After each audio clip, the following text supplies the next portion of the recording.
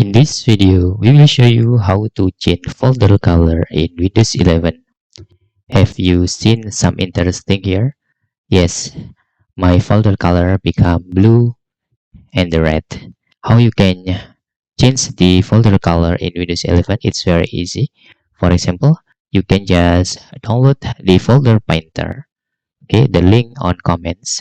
Just download them. After you download the file, you can just extract the file and click extract. Okay, then open the extracted folder. Okay, for example, this is the extracted folder, and run the folder painter 64-bit here. Okay, because Windows 11 is based on 64-bit. Just double click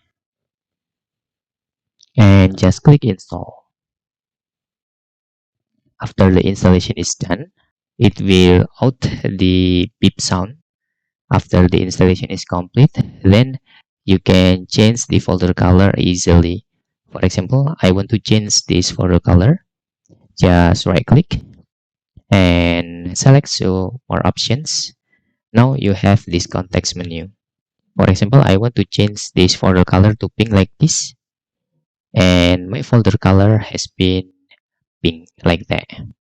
Okay, after that you can just customize the folder color you want.